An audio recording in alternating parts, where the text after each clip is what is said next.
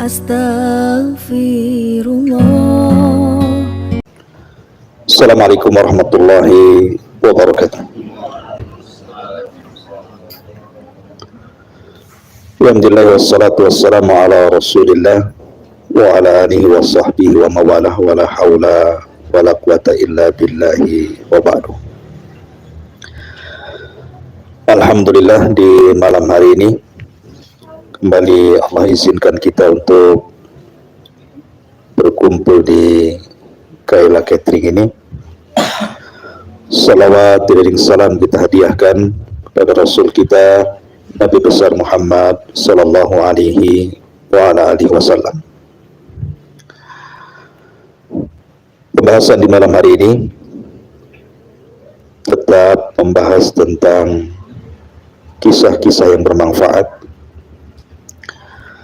dan di malam hari ini kita akan mengkisahkan tentang 5 kisah yang langsung diceritakan Nabi sallallahu alaihi wasallam, yang syarat dengan pelajaran dan juga hikmah dari kisah-kisah ini. Tetapi kisah ini semua bicara tentang umat sebelum kita. Kisah apa ini dan apa yang kita bisa petik dari kisah-kisah ini? Pertama, kisah 2 orang yang bertransaksi jual beli tanah. Memang tidak dijelaskan pada zaman Nabi siapa, tapi yang jelas Nabi SAW menceritakan kisah ini. Jadi zaman dahulu kala ada seseorang yang sangat soleh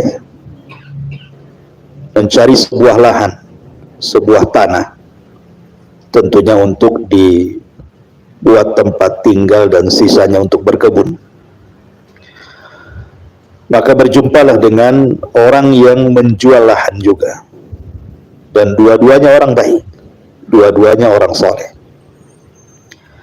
Setelah kemudian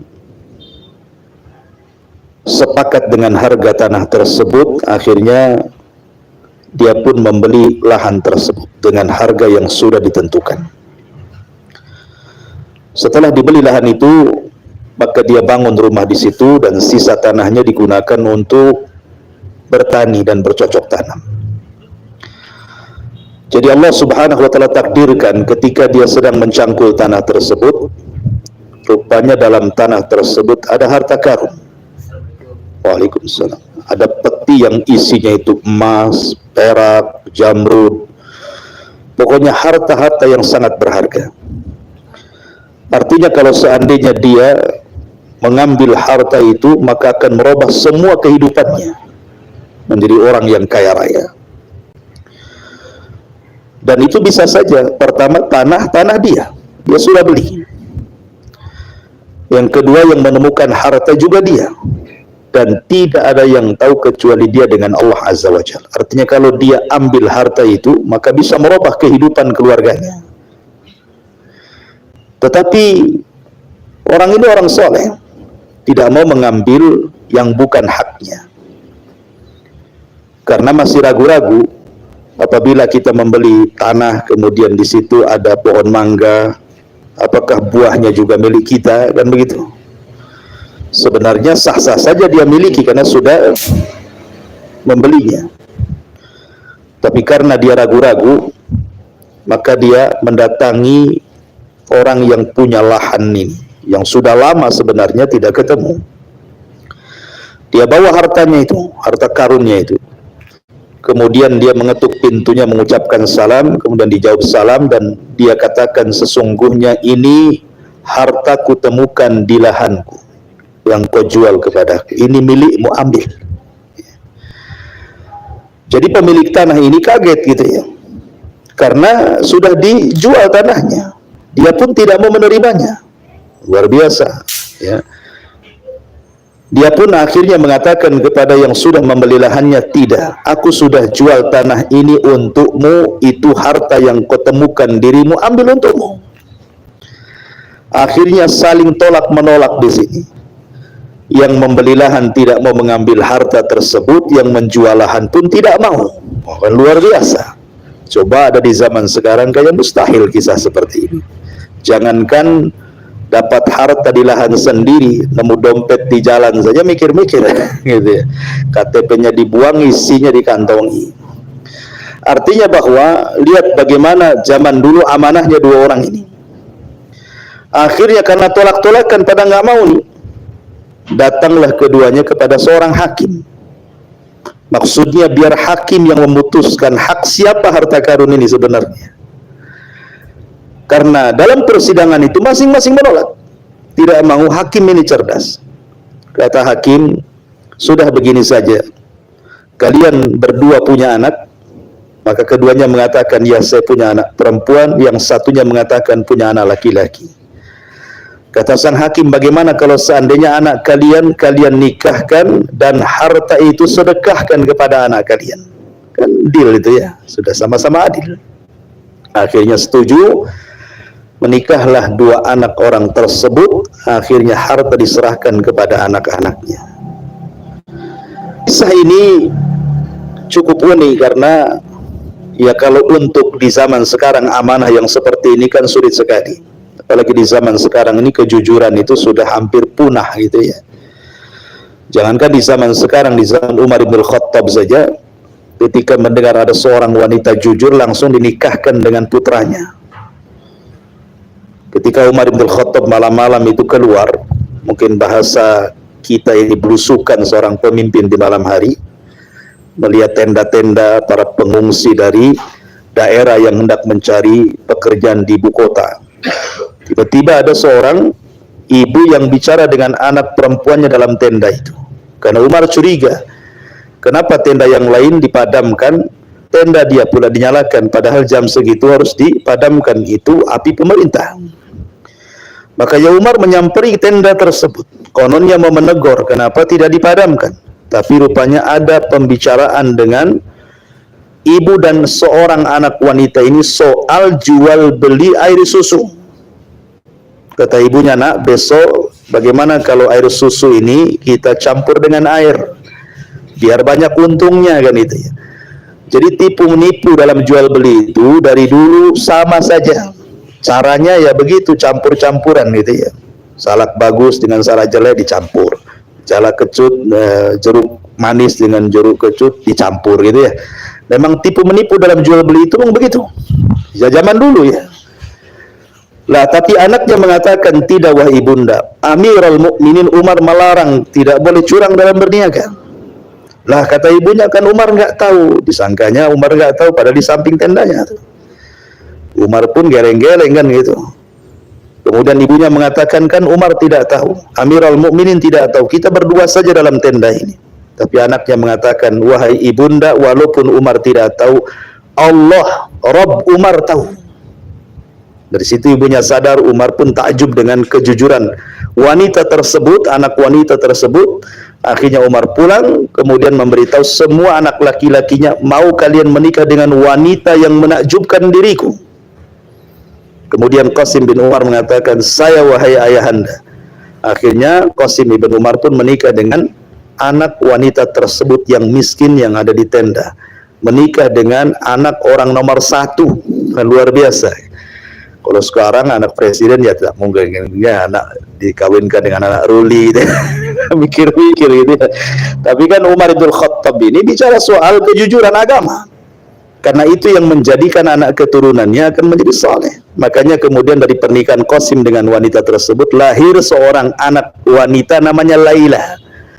Laila ini menikah dengan seorang laki-laki, dari keturunannya lahirlah Umar bin Abdul Aziz, khalifah yang dalam 2 tahun berkuasa tidak ada orang miskin di zamannya, saking makmurnya. Ini kisah yang pertama. Kisah yang kedua, di zaman dulu ada orang yang melakukan hutang piutang. Jadi orang ini melakukan hutang piutang 1000 dinar. Kemudian orang yang menghutangi ini mengatakan kepada orang yang minta hutang, siapa saksinya? Kalau aku berikan uangku ini kepadamu, siapa saksinya? Maka orang yang berhutang mengatakan tidak ada saksi kecuali Allah Subhanahu wa taala. Maka percaya saja orang yang ngasih hutang dan mengatakan Allahu khairun syahidin. Allah yang sebaik-baik saksi. Saling percaya.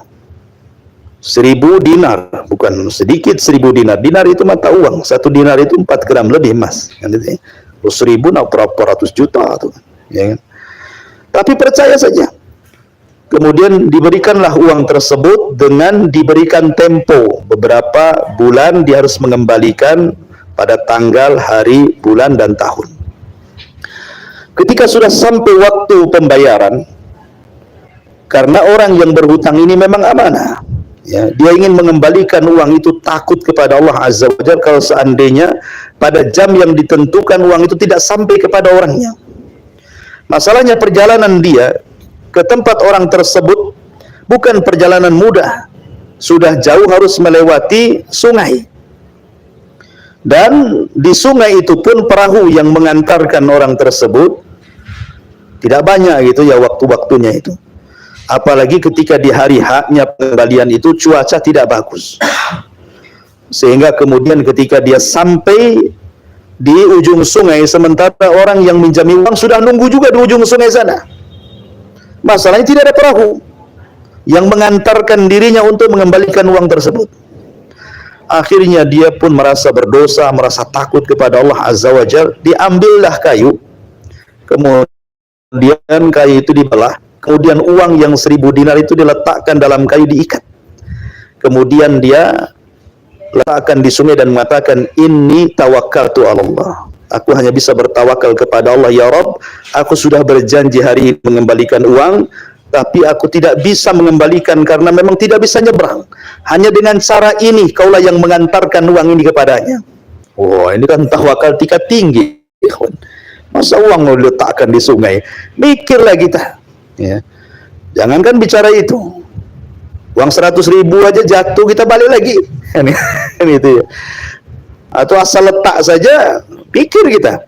Tapi lihat orang dulu rasa takutnya kepada Allah luar biasa. Akhirnya kemudian dia pun pulang. Lah orang yang nunggu di tepi sungai sana, di ujung sungai sana pun berpikir kok nggak datang-datang. Sampai akhirnya sudah menjelang sore, dia berpikir mungkin orang ini udah nggak datang lagi. Mungkinlah sudah hilanglah uang saya. Pikirnya nggak akan bayar. Ya. Tetapi daripada kemudian dia pulang tangan kosong, maka dia pun pulang mencari kayu bakar. Lah dari situlah dia kemudian mengambil kayu-kayu yang hanyut itu.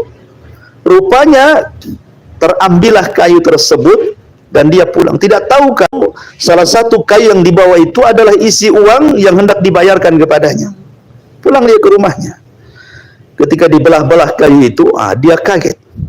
Rupanya ada uang sebanyak yang ia hutangkan, 1000 dinar. Dan ia mendapatkan satu surat di situ, hanya Allah yang bisa menyampaikan uang ini kepadanya. Jadi dia pun kemudian merasa ya takjub kepada orang, bagaimana amanahnya orang tersebut, kan luar biasa gitu ya. Karena sama-sama percaya di sini kan Allah Subhanahu wa taala adalah sebaik-baik saksi. Ya, kan saksinya Allah ketika itu. Akhirnya kemudian Allah sampaikan uang kepada dia. Maka ketika lama tidak berjumpa, kemudian berjumpa, orang ini menanyakan, ya, apakah sudah sampai uangku, katanya. Ya, kalau pakai pos kan enak ya, kalau nggak sampai balik lagi kan itu. Ini kan bukan pakai pos. Ya, kalau nggak sampai ya hanyut lah gitu. Tapi dari sini menunjukkan apa? Bagaimana amanahnya orang dulu itu luar biasa. Ya. Tapi ada juga kisah kebalikannya. Jadi di zaman Iyas ibn Muawiyah rahimahullahu taala, ketika dia menjadi qadhi, ya, di zaman tabi'in. Jadi ada orang yang berkasus. Yang berkasus ini masalah utang piutang juga. Ya. Jadi ada orang yang menghutangi uang dan disepakati tempatnya di tepi sungai di bawah pohon. Mereka berbuat transaksi di situ utang piutang.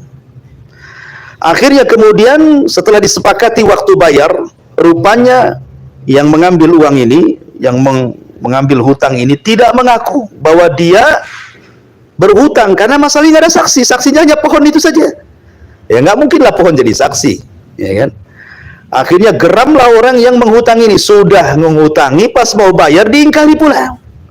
Datanglah kepada seorang qadhi. Lah qadhi ini kebetulan adalah Iyas ibn Muawiyah rahimahullahu ta'ala. Dan seorang qadhi harus cerdas. Seorang hakim itu harus cerdas. Dia harus punya bukan hanya sekedar pengetahuan, tapi insting kuat untuk memecahkan masalah ini. Ya. Ketika di hadapan qadhi, keduanya bercerita. Orang yang menghutangi dan mengatakan, wahai hakim, aku sudah menghutangi dia sebanyak sekian dan sekian di bawah pohon di tepi sungai. Rupanya orang yang berhutang ini ngelak dan mengatakan, wallahi aku tidak kenal dia, aku pun tidak kenal pohonnya di mana, uangnya pun berapa. Jadi ingkari semuanya. Dibilang nggak kenal dengan orangnya, dibilang nggak kenal pohonnya, dibilang uangnya pun berapa saya tidak tahu. Jadi saling mengingkari di sini. Akhirnya Iyas ibn Muawiyah mencari cara. Ini gimana nih cara memutuskannya ini? Siapa yang salah, siapa yang benar, kan susah dalam kondisi seperti karena tidak ada bukti masalahnya. Kalau ada bukti kan enak gitu. Sekali lagi seorang hakim harus cerdas. Makanya kemudian Iyas ibn Muawiyah ini akhirnya berkata kepada orang yang menghutangi itu, kamu menghutangi dia? Iya. Di mana kau hutangi dia? Di bawah pohon, di tepi sungai, katanya. Kalau begitu kau pergi. Kau pergi kepada pohon yang ada di tepi sungai itu. Kau tanya pohon itu, katanya. Kau tanya pohon itu, betul nggak kau kasih uang sama dia? Dia heran, ya hakim. Nggak mungkin saya bertanya sama pohon. Pohon nggak bisa bicara kan itu ya. Apakah saya harus bertanya juga? Jadilah orang gila saya bicara dengan pohon, katanya. Kata hakim, kau harus pergi tetap ke pohon itu, kau tanya pohon itu. Sampai 3 kali, akhirnya dia pun pergi. Ya, pergi ke pohon itu. Lama gitu kan pergi.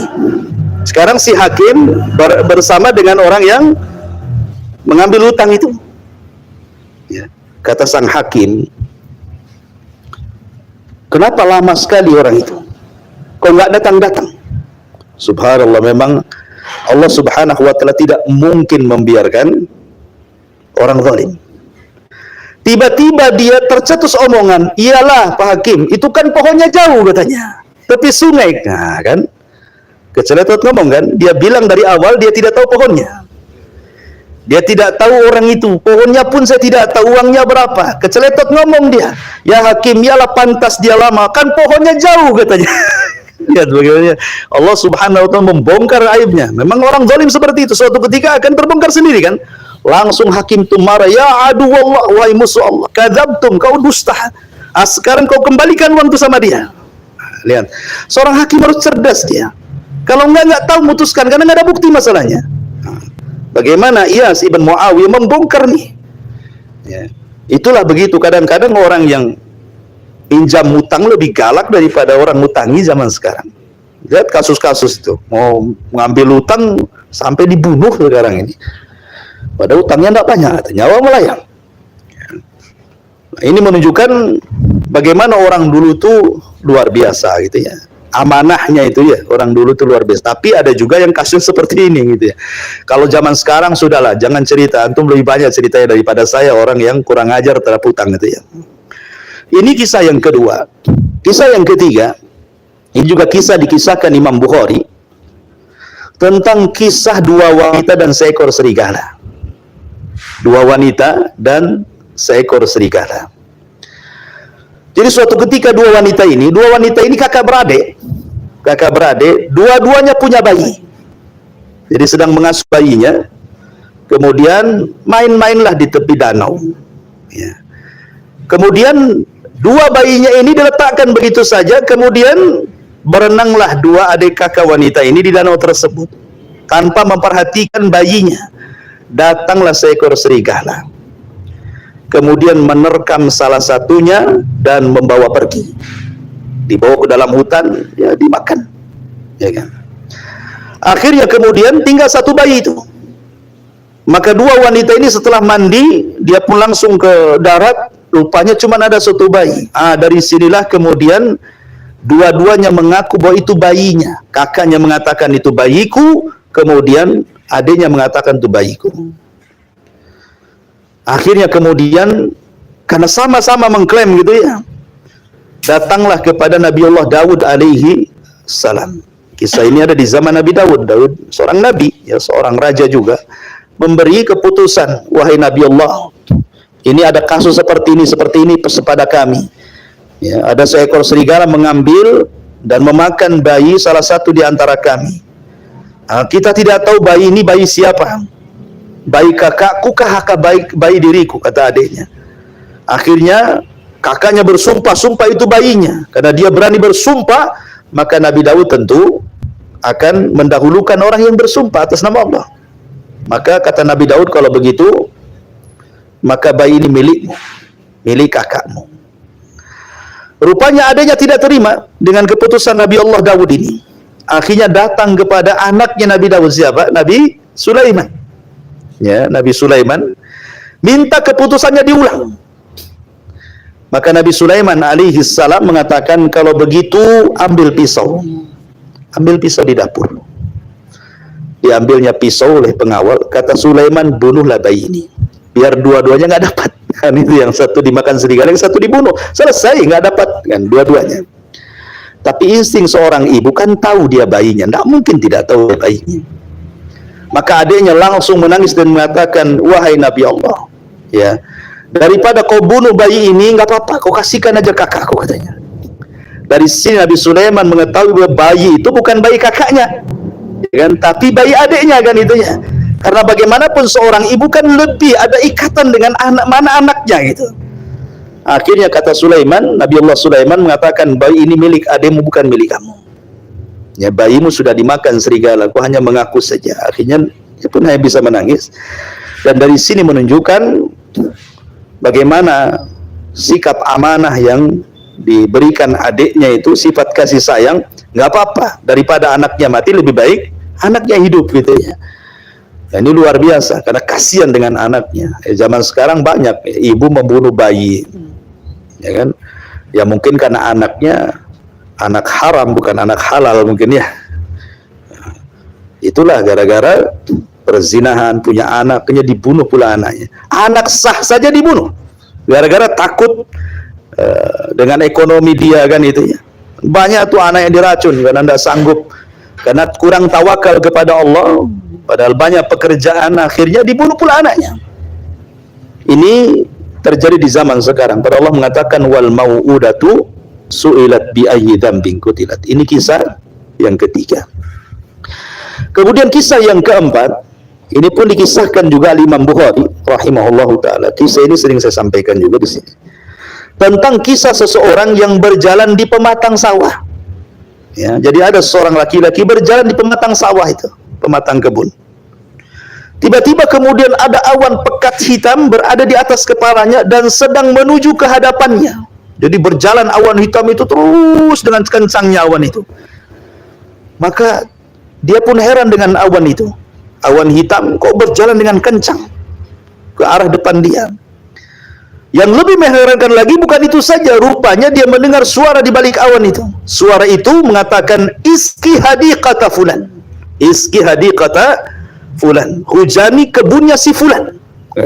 Hujani kebunnya si fulan. Subhanallah. Kok ada di balik awan ini, kok ada suara yang berteriak gitu. Akhirnya kemudian diikutilah awan ini sampai kemana lah awan ini. Dia kena penasaran, dikejarnya awan itu. Rupanya awan itu mendekat ke sebuah kebun dan hanya menghujani satu petak kebun itu, sementara kiri, kanan, depan, belakang nggak terkena, nggak tersentuh air hujan itu. Oh, ini kan aneh ini kan. Ya, sehujan-hujan lokal pun, umpamanya daerah sini hujan, mungkin daerah sana tak hujan, tapi kan besar gitu wilayahnya. Masa satu petak gitu saja hujan, sementara petak-petak yang lain kok nggak dihujani gitu. Jadi penasaran, nah habis dihujani awan pergi. Jadi dia tunggu pemilik kebun itu yang satu petak itu. Kok bisa hanya petak kebun ini aja dihujani? Ditunggu lama-lama, datanglah pemilik kebun itu. Kemudian ditanya, wahai fulan, betul kau pemilik kebun ini? Ya, saya ingin tahu siapa namamu. Maka dia mengatakan dengan herannya, kenapa dia tanya soal kebun dan kenapa pula tanya soal nama? Akhirnya dia mengatakan, saya fulan ibn fulan. Terperanjat anak muda ini, kenapa? Namanya persis seperti nama di balik awan, hujani kebunnya fulan bin fulan. Ya. Akhirnya kemudian saking penasarannya, dia pun bertanya, wahai fulan, sebenarnya apa yang kau amalkan dengan kebunmu ini? Ini kan karomah namanya ya, keanehan gitu. Maka dia mengatakan, demi Allah wahai fulan, setiap aku panen dari kebun ini, maka aku bagi 3 penghasilannya. Sepertiga aku sedekahkan kepada fuqara wal masakin. Sepertiganya lagi aku berikan kepada keluargaku. Dan sepertiganya lagi aku jadikan bibit untuk menanam di kebun ini. Sebenarnya 3-tiganya sedekah. Sedekah kepada fuqara wal masakin jelas sedekah. Kemudian untuk menghidupi keluarga itu seafdal-afdalnya sedekah. Apabila suami menghidupi keluarganya itu seafdal-afdalnya sedekah gitu. Dari semua sedekah yang ada, seorang suami menyedekahi keluarga. Itu pahalanya lebih besar dibandingkan sedekah yang lainnya. Termasuk meletakkan yang sepertiganya di kebun pun sedekah. Kenapa? Karena supaya tetap sedekahnya. Dengan jadi bibit nanti tumbuh lagi, berbiji lagi, sedekah lagi. Jadi dia melanggengkan sedekahnya dalam kebun itu. Intinya semuanya kan sedekah jadinya. Ya, baik yang diberikan kepada fuqara masakin, baik diberikan kepada keluarga, atau diberikan kepada kebun untuk mengawetkan sedekah. Jadi kehidupannya itu hanya untuk bersedekah saja. Baru dia memahami, oh itu yang menjadikan kenapa awan itu menghujani hanya sepetak tanahmu itu ya. Karena apa? Karena dia hidup di dalam sedekah tadi. Wah, lihat bagaimana karomah orang yang bersedekah gitu ya. Ini luar biasa. Ini juga kisah yang menarik tentang kewajiban bersedekah. Kemudian yang terakhir, kisah tentang Bani Israel juga. Jadi Nabi SAW menceritakan tentang kisah seorang nenek di zaman Bani Israel. Jadi Rasul itu kan pulang dari perang Khaybar. Khaybar itu terakhir perang melawan orang Yahudi di zaman Nabi.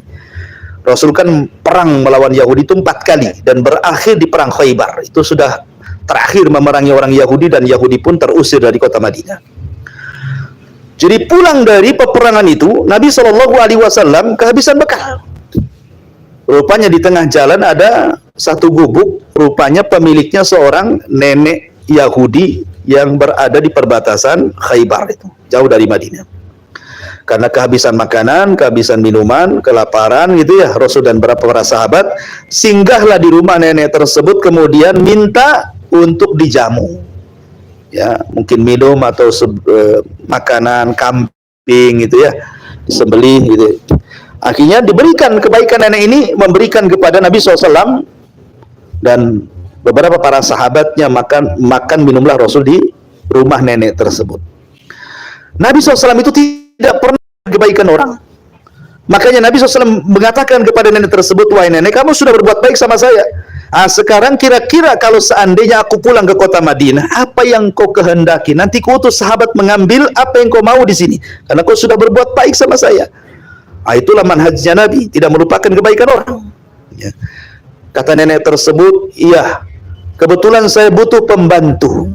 Kirimkan budak untukku. Yang kedua, aku butuh kendaraan, kirimkan unta untukku.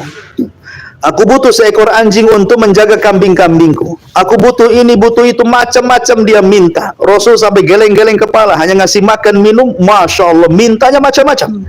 Ajib kan itu ya. Ibaratnya anak datang ke rumah antum, antum kasih saya makan, minum, kemudian mengatakan, ya, Masya Allah, jazakallahu khairan akhi, sudah baik sama saya, kira-kira nih apa balasan saya? Gini Ustaz, sediakan Fortuner 1 katanya.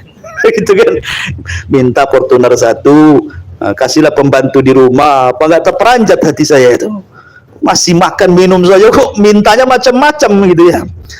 Jadi Nabi SAW mengingatkan nenek ini, nek, kata Nabi itu ya, ayajaz ka'ajuzi Bani Israel, lemahkah engkau wahai nenek meniru seorang nenek di zaman Bani Israel? Kenapa kau tidak? Kamu kan Yahudi. Yahudi kan turunan Bani Israel. Lemahkah engkau wahai nenek untuk seperti seorang nenek di zaman Bani Israel? Sama-sama cerita nenek ini. Ya, satu nenek di zaman Nabi, satu nenek di zaman Bani Israel. Sahabat heran, kenapa Rasul ngomong begitu? Kata sahabat, wahai Rasul, apa yang kau maksud nenek di zaman Bani Israel itu? Rasul mulai bercerita di sini. Kata Nabi SAW, dahulu Nabi Musa alaihi salatu wassalam ketika menyeberangkan Bani Israel dari Mesir karena tertindas oleh perbudakan Firaun, mereka diseberangkan. Kemudian ketika mereka diseberangkan, mereka pun nyasar, nggak tahu jalan menuju Palestina. Nyasar, nggak tahu, linglung ke sana kemari, karena zaman dulu nggak ada Google Map kan gitu ya, susah kita mau cari alamat ya. Nyasar, nggak bisa ini, mau kemana kita ini? Maka orang-orang yang berakal dari situ teringat sebuah pesan, ya, sebuah wasiat daripada Nabi Yusuf alaihi salatu wassalam semasa hidupnya, agar dia dikuburkan di Palestina, bukan di Mesir, ya. Dan kuburan Nabi Yusuf itu tidak ada yang tahu kecuali seorang nenek di zaman Bani Israel. Nenek itu saja yang tahu kuburannya di mana. Akhirnya Nabi Musa pun mengikuti kemauan para orang-orang berakal, murid-muridnya, dicarinya kuburan Nabi Yusuf alaihi salam. Kata orang-orang tidak ada yang tahu kecuali seorang nenek. Rupanya dicarilah, ketemulah nenek yang tahu di mana letak kuburan Nabi Yusuf itu. Maka Nabi Musa mengatakan kepada nenek tersebut, "Nek, saya dengar hanya engkau yang tahu di mana letak kuburan Nabi Yusuf. Dullani ala qabri. Kalau begitu tunjukkan aku di mana kuburannya." Kata nenek itu, "Oh, tidak semudah itu." Mungkin bahasa Jawanya wani piro gitu ya. Artinya kan tidak bisa lah, ini kan saya sudah menunjukkan, lalu upahnya apa? Ya, Nabi Musa pun mengatakan, "Ya, kalau begitu kau ingin minta upah, kalau gitu upahnya apa, Nek?" katanya. "Upahnya apa? Sebutkan saja," kata Nabi Musa. Nenek ini mengatakan, "Wahai Nabi Allah, aku tidak minta apa-apa, tapi tolong jadikan diriku menjadi temanmu di sorga." Keinginannya itu, jadikan aku menjadi temanmu di sorga. Musa terdiam. Kenapa sorga bukan milik dia kan gitu? Sorga milik Allah. Ini lebih hebat lagi kan itu ya. Hanya nunjukkan kuburan, jadikan teman seorang nabi di sorga lagi. Ini kan sudah jelas kalau kalimatnya di sorga pasti masuk sorga kan itu ya. Karena mintanya di sorga. Bukan hanya masuk sorga saja, jadi teman Nabi Musa lagi di sorga. Nabi Musa diamlah. Ya. Akhirnya Nabi Musa geleng-geleng kepala. Oh, ini berat ini permintaannya gitu ya. Musa ketika diam, rupanya Jibril datang. Mengatakan kepada Nabi Musa, "Wahai Musa, terimalah keinginannya karena Allah sudah mengabulkannya." Oh, senanglah Nabi Musa. "Iya," kata Nabi Musa, "Allah sudah mengabulkan keinginanmu. Kalau begitu tunjukkan kuburannya." Setelah ditunjukkan kuburannya, digali lagi, kemudian jasadnya diambil karena jasad seorang nabi tidak mungkin dimakan tanah. Ya. Akhirnya dibawa, dan disitulah akhirnya Musa tidak nyasar lagi karena sudah wasiat Yesus sudah diamanahi oleh Nabi Musa dan juga orang-orang Bani Israel.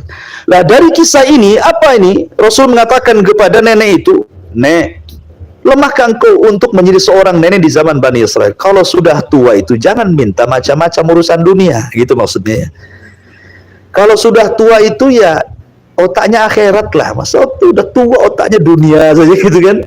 Kalau udah tua itu otaknya akhirat. Makanya orang tua itu ya bagusnya dekat masjid ya kan. Apalagi yang diharapkan orang tua. Cuman aneh ya di zaman sekarang, makin tua ya apa, tua-tua keladi istilahnya.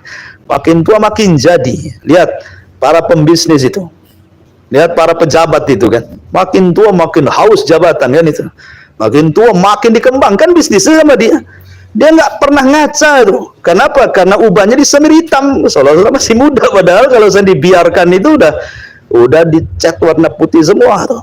Dari sini menunjukkan bahwa Nabi ingin mengajarkan kepada nenek tersebut, kalau sudah tua itu ya dekat-dekat akhirat kan itu. Jangan pula sibuk dengan dunia. Ya.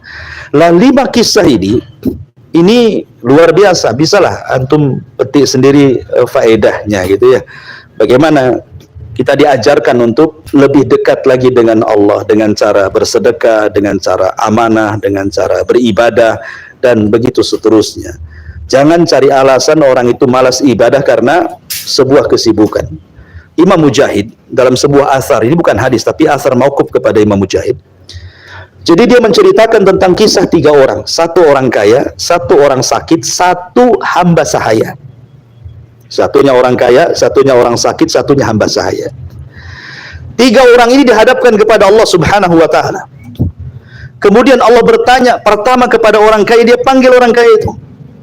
Dia mengatakan, "Apa yang mencegahmu untuk rajin beribadah?" Kata orang kaya ini, ya Rabb, sulittu alayya al-mal, harta yang membuat sibuk diriku sehingga aku lupa ibadah. Gara-gara bisnisku aku lupa, gara-gara usahaku aku lupa.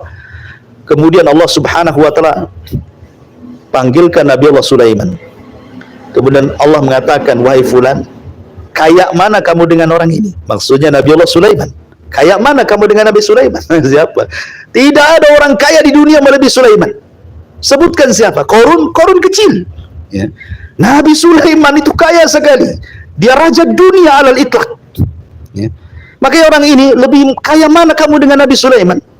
Dia mengatakan, tentu Nabi Sulaiman lebih kaya dari saya. Lihat, walaupun begitu Sulaiman tidak pernah melalaikan ibadah. Pernah sekali dia melalaikan ibadah. Ketika dia sibuk dengan kuda-kuda koleksi perangnya. Nah, itu. Nabi Sulaiman tuh suka mengoleksi kuda perang. Ada sekitar 1000 kuda. Dia suka dengan kuda perang itu. Ya biasa kan orang kalau sudah hobi, biasanya kan suka dengan peliharaan kan. Seperti orang, saya tuh ada tetangga itu di Tiban itu, memang hobi ngadu ayam, ya kan. Itu tiap pagi ayamnya, subhanallah. Oh, ini besar lagi nih. Masya Allah. Biarkan dia lewat. Ya, baru cerita ayam lewat pula tikus kan. Masya Allah. Iya, tikusnya besar sekali. Jadi ayam ini, subhan, tiap pagi dia mandikan. Mandi itu bukan mandi biasa, pakai sabun, pakai sampo, ya kan.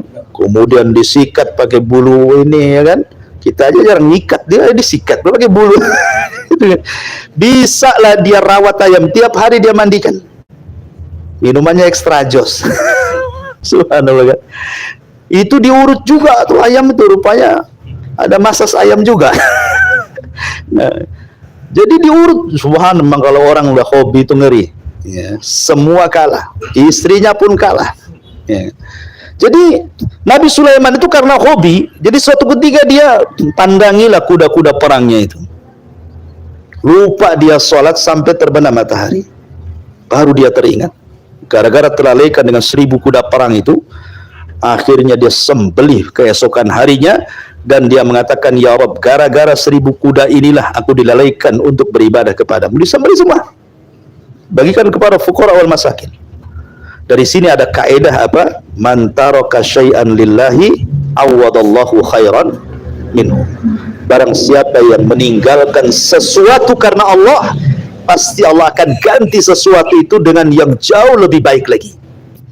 Sebab ketika Nabi Sulaiman menghilangkan kuda-kuda itu, menyembelih dan membagikan kepada fuqara wal masakin, Allah ganti kuda perang itu dengan apa? Dengan cara menundukkan awan kepada Sulaiman.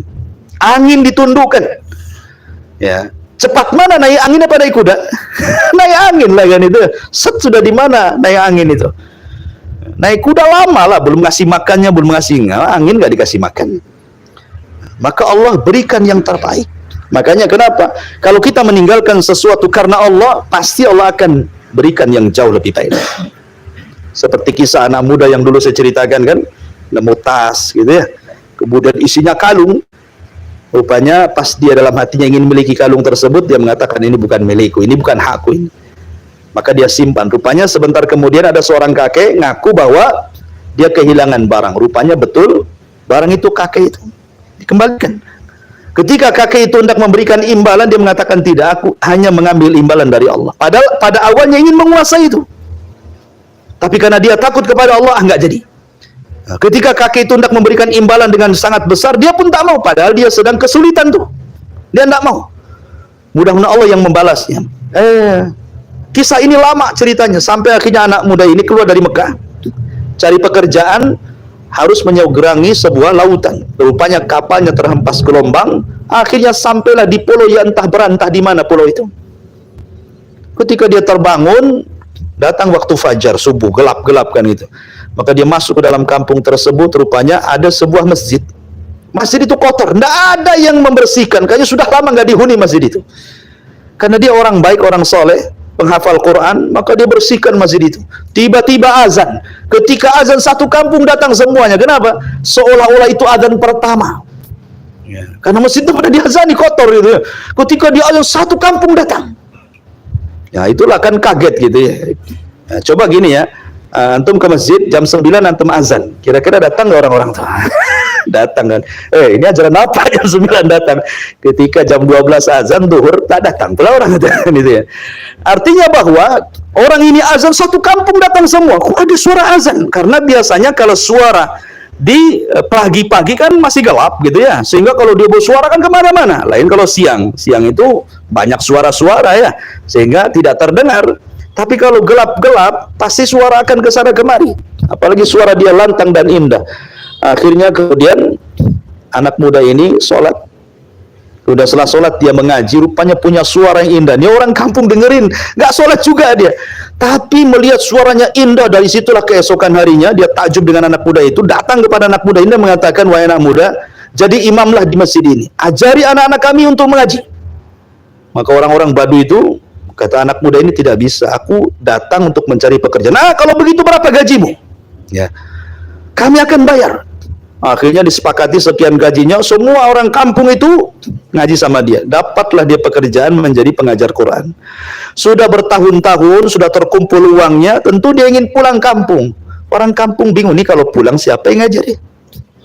Habislah, ustadznya nggak ada. Kan itu. Akhirnya orang kampung berpikir, kalau begitu kita ikat saja, kita kawinkan dengan gadis ini, gadis desa ini, dicarikan yang paling cantik. Kalau yang paling jelek tak mau lah kan itu. Carikan yang paling cantik, datangkan yang cantik itu. Anak muda, maukah kau menikah? Di sini ada wanita yang paling cantik, sudah cantik solehah lagi. Akhirnya kemudian, baik, tapi saya harus ta'aruf dulu, ya kan? Harus nador dulu, melihat dulu, main kawin-kawin saja kan itu. Didatangkan wanita itu, memang wanita itu cantik, tetapi laki-laki ini tidak memandang wajahnya. Yang ia pandang adalah kalung yang ada di lehernya.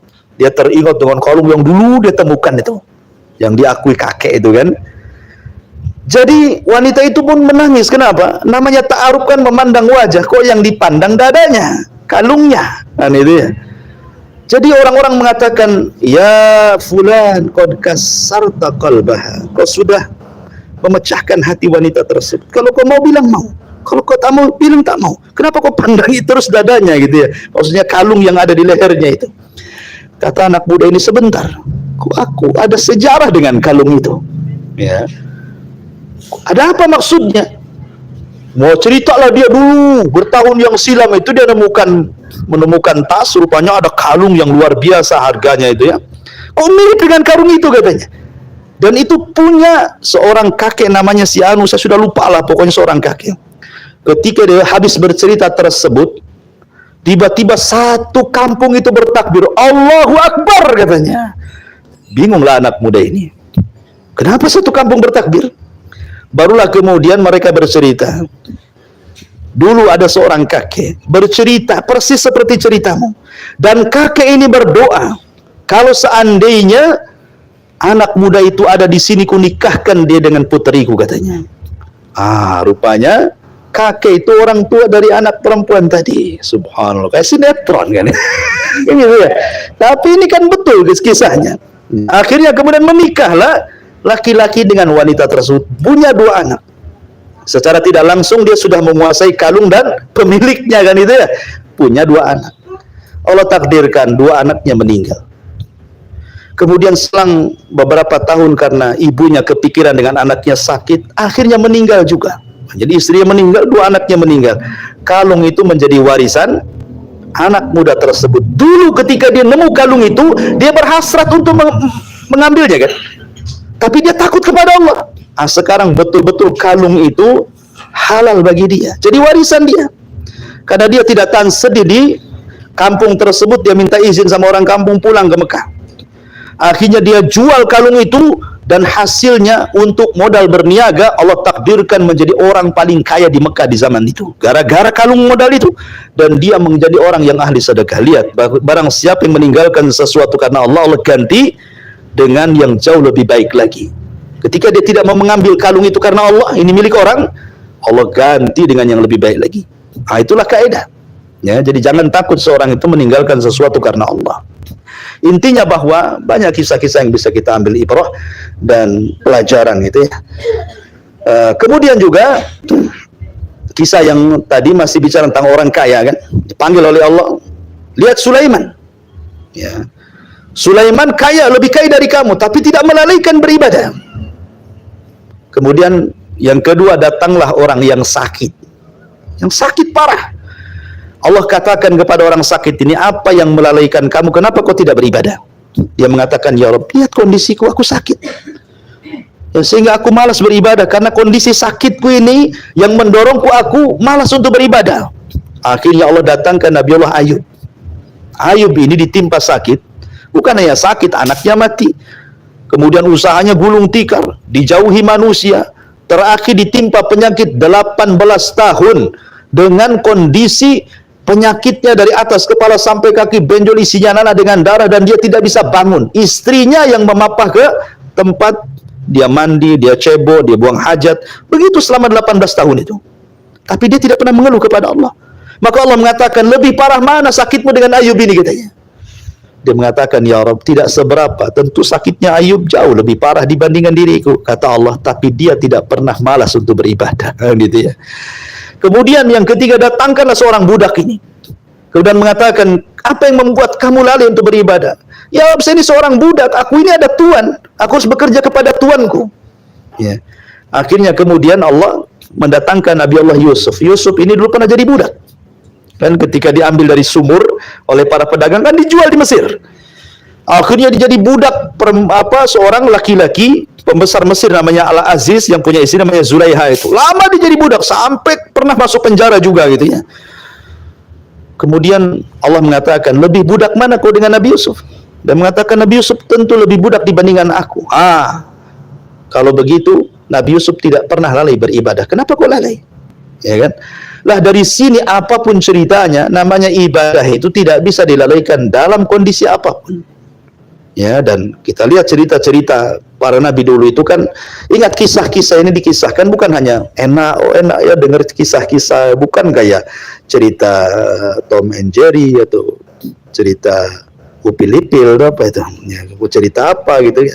Bukan, cerita-cerita kayak gini itu ada ibrah dan pelajaran. Jadi kisah itu jundun min junudillah, tentara dari tentara Allah, supaya saat kita sedang terkena musibah teringat kisahnya Nabi Ayub, sehingga kita tidak mudah futur gitu ya.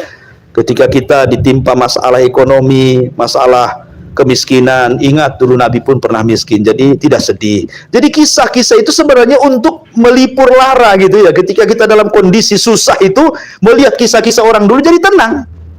Ya, oh orang dulu juga sama kok. Ya, nah, begitu maksudnya ya, kisah-kisah dikisahkan itu ada syarat pelajaran di sini.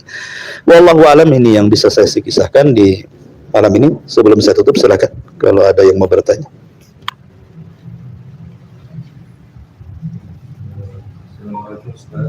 Ya, waalaikumsalam.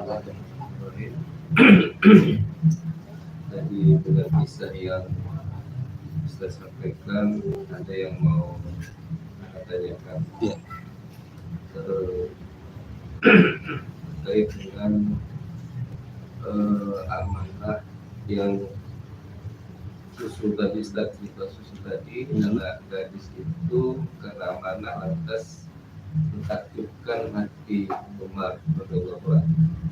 Artinya, apakah dengan bersikap itu bisa memudahkan jodoh seseorang, Ustaz? Mumpung sini banyak jomblo nih, Ustaz. Banyak sekali jomblo.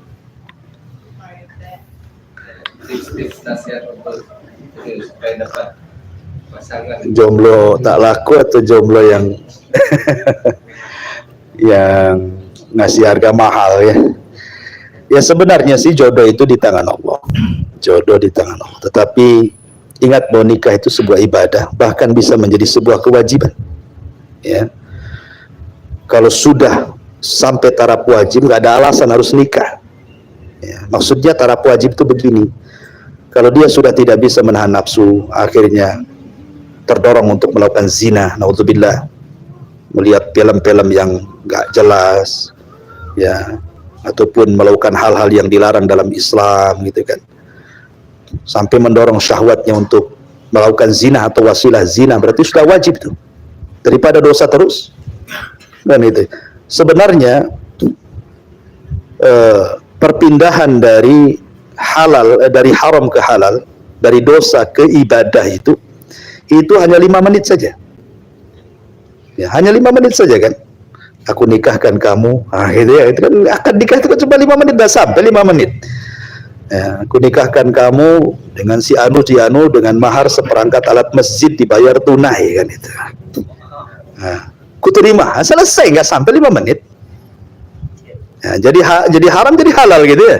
Jadi dia berdosa jadi berpahala. Sebenarnya sebentar. Ngapain berpacaran bertahun-tahun ya kadang-kadang kan, sampai 10 tahun pacaran terakhir tak jadi.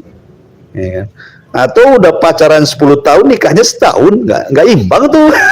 Jadi pacarannya lama nikahnya pula sebentar. Nah, jadi buat apa ya? Jadi kalau memang sudah ada jodoh nggak usah ditunda. Ustadz, saya ini gaji pun pas-pasan, apa ya nggak cukup. Ada firman Allah, iyakunul fuqara yughnihimullah. Kalau kalian merasa fakir, merasa kurang, maka Allah Subhanahu wa taala akan mencukupkan kalian.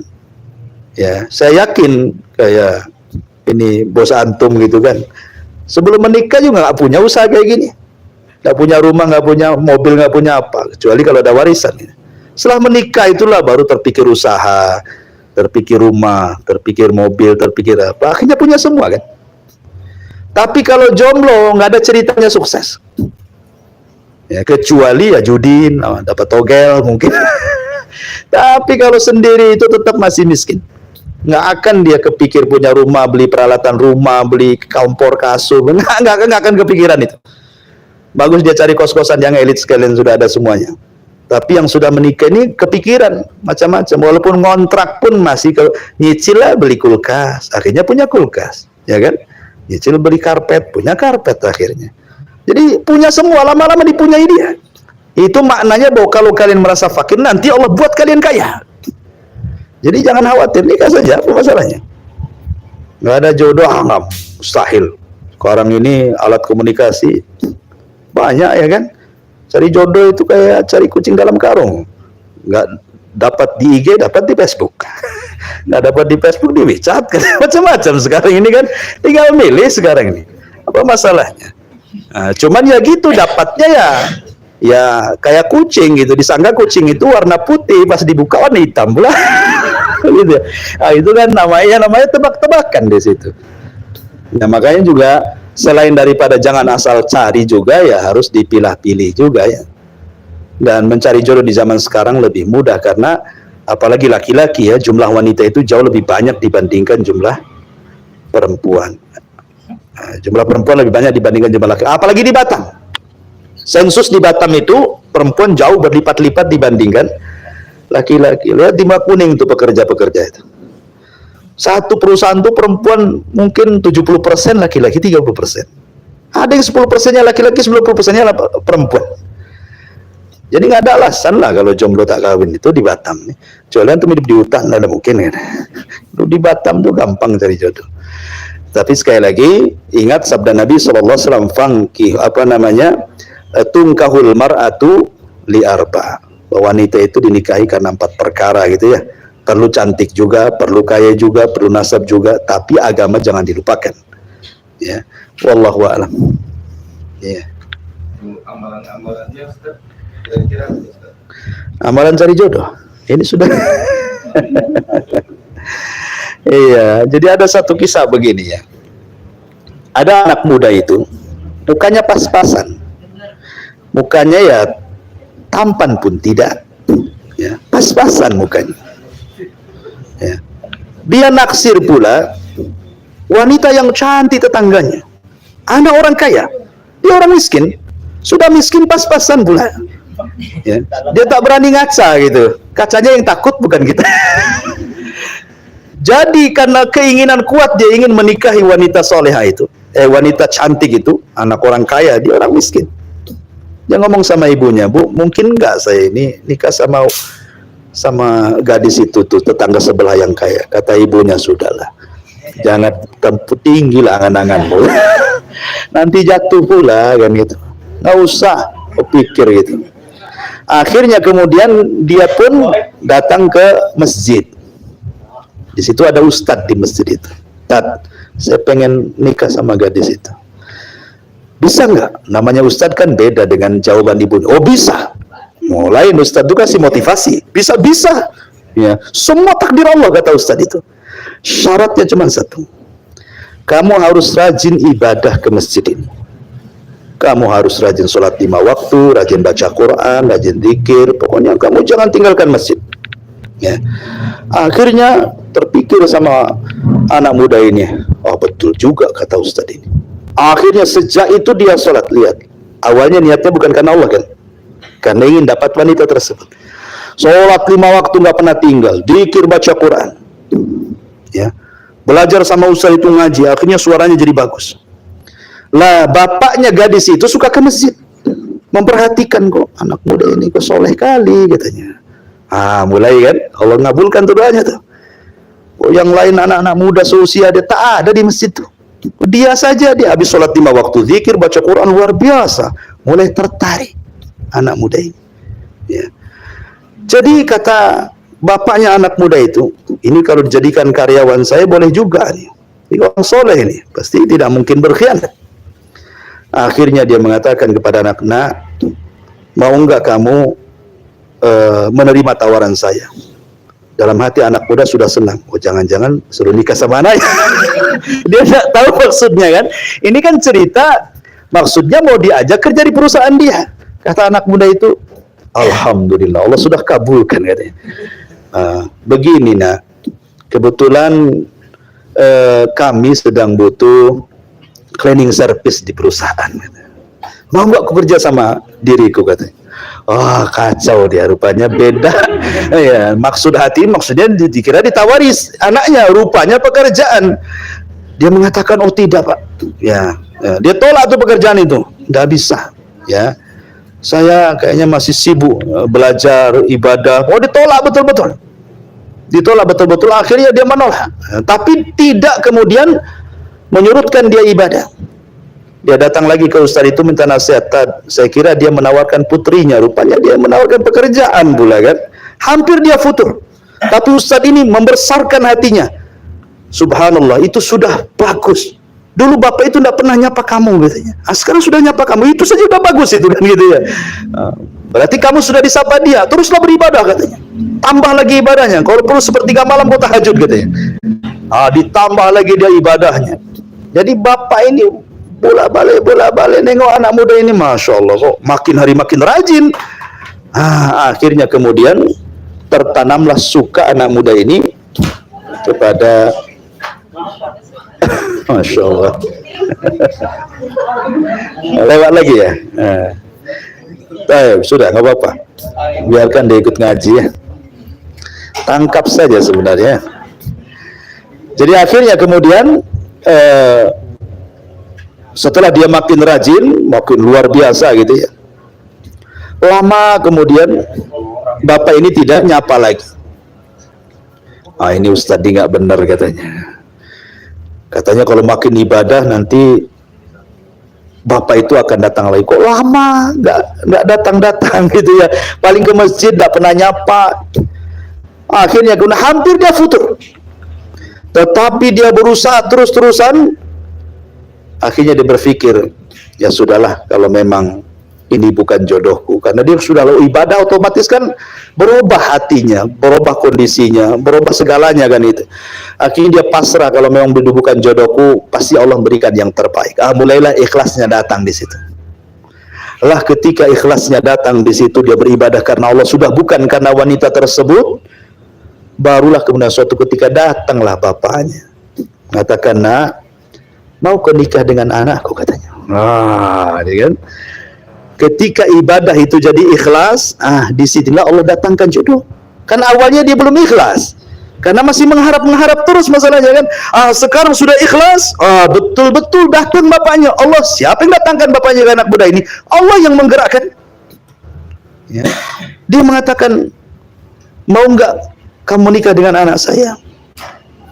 Dia mengatakan, tidak pak katanya. Oh ditolak pula katanya. Bayangkan, padahal niatnya pertama mau tuh, sekarang dia nggak mau lagi. Ya, dikhawatirkan kenapa? Baru dia jelaskan dulu, sebenarnya ibadah saya itu karena ingin menikah anak bapak. Tapi lama-lama saya ikhlas. Ketika Allah takdirkan kok bapak datang menawarkan anak bapak, kayaknya saya sudah berubah.